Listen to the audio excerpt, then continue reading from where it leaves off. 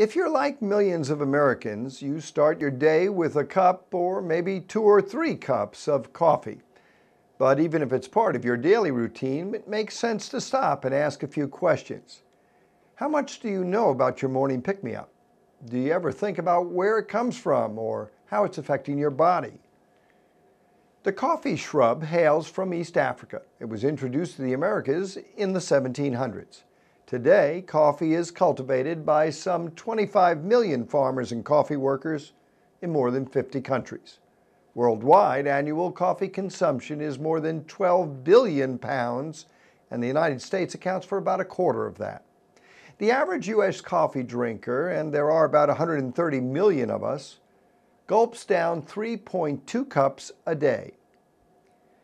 But just how does coffee get into our cups and mugs?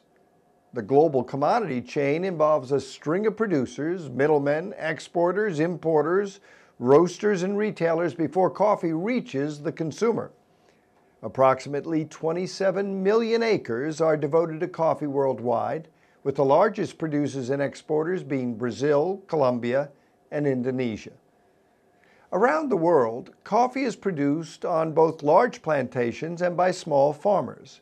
And most of the small farmers sell their coffee directly to middlemen exporters who pay them below market prices for their harvests and keep a high percentage for themselves.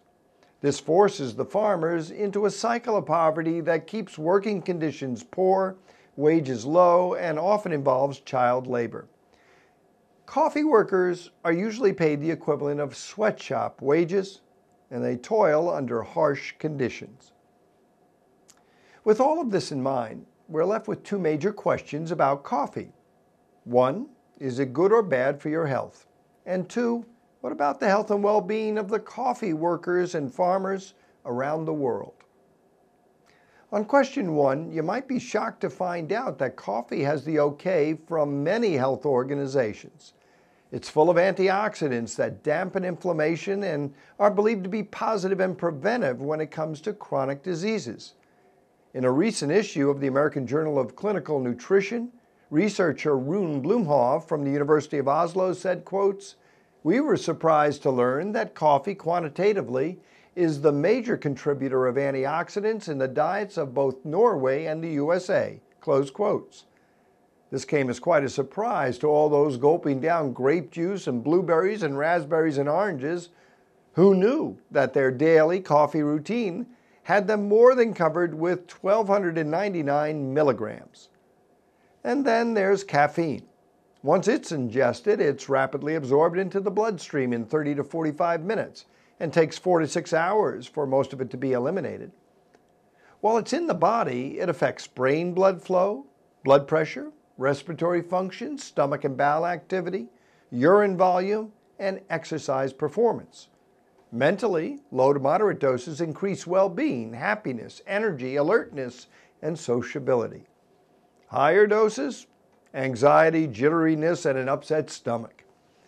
Pregnant women and women wanting to become pregnant are discouraged from drinking too much coffee because it could cause early delivery or have adverse effects on fertility. Now back to the question of coffee farmers and workers. Enter the fair trade coffee movement, a partnership between consumers and coffee growers to ensure that the growers receive a fair price for their coffee in order to make a living wage.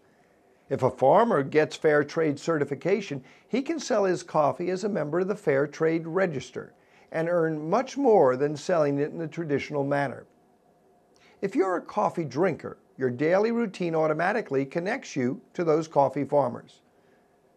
Buy fair trade coffee, and you're bound to drink a little easier knowing that you've helped those farmers and that they get the funding and the healthier lives that they certainly deserve.